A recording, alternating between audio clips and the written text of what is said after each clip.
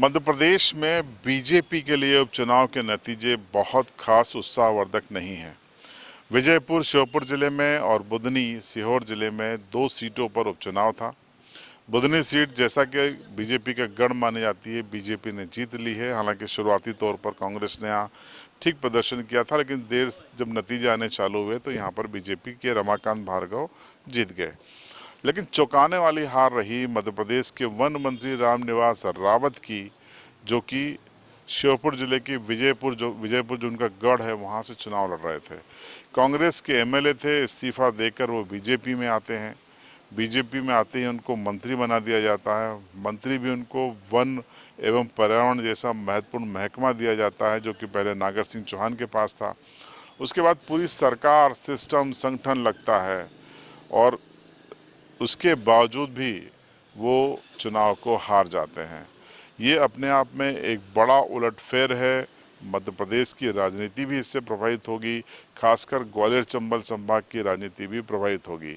आपको बता दें कि रामनिवास रावत सिंधिया के करीब माने जाते थे, लेकिन जब सिंधिया अपने समर्थकों के साथ बीजेपी में आए थे, तब रामनिवास रावत कांग्रेस में ही रुक गए थे। इस बात से सिंधिया भी खपा बताए जाते हैं। लेकिन इस बार उनको नरेंद्र सिंह तोमर के माध्यम से बीजेपी में लाया गया था और उसके बाद उन्हीं के कहने पर इनको महत्वपूर्ण मंत्रालय दिया गया और एक तरीके से जिताने की जिम्मेदारी भी नरेंद्र सिंह तोमर की थी।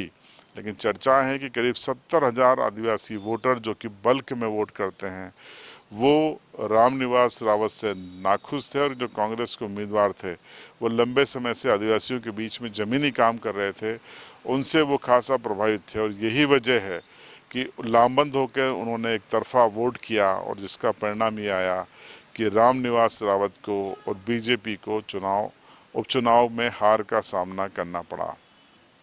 अब ये उपचुनाव का नतीजा विजयपुर का, ये किसकी हार है? क्या बीजेपी की हार है?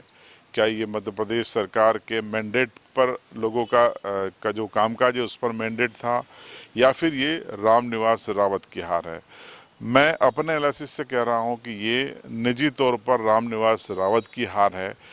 विशुद्ध रूप से इसके जिम्मेदार सिर्फ रामनिवास रावत है, क्योंकि जनता ने इस बात को पसंद नहीं किया कि जिन राजकुमार रावत को वो बीजेपी के खिलाफ लगातार जिताकर भेज रहे थे, वही रामनिवास रावत कांग्रेस से इस्तीफा दे देते हैं, बीजेपी में मंत्री बन जाते हैं, फिर बाई इलेक्शन में आशीर्वाद लेने मांगते हैं। इस चीज़ को वहाँ की जनता ने पसंद नहीं किया, खासकर आदिवासी समुदाय ने पसंद नहीं किया। और वोट से चोट जो एक नारा है वो यहाँ पर की है, और ये चोट लंबे समय से बीजेपी को तो झटका हल्का देगी, लेकिन शायद रामनिवास रावत की सियासत और राजनीति को शायद ये वोट की चोट ने स्थायी विराम दे दिया है। अब अगला चुनाव 2028 में होगा। कांग्रेस उनको एक्सेप्ट करेगी नहीं और बीजेपी क्या रुख अपनाती, इंतज़ार करना पड़ेगा। लेकिन एक चर्चा ये भी है कि रामनिवास रावत के विजयपुर में बीजेपी में आ जाने से बीजेपी के जो मौलिक कार्यकर्ता हैं, जिन्होंने कई दशकों तक रामनिवास रावत के खिलाफ संघर्ष किया है, वो नाराज़ थे। पार्टी अनुशासन के नाम पर भले आप उनको चुप करा दें, लेकिन नाराज़गी बनी हुई थी। शायद वो आज खुश होंगे। खैर, कांग्रेस के लिए ये एक संजीवनी साबित होगा, क्योंकि जीतू पटवारी के नेतृत्व में सभी 29 सीटें कांग्रेस लोकसभा में हार गई थी।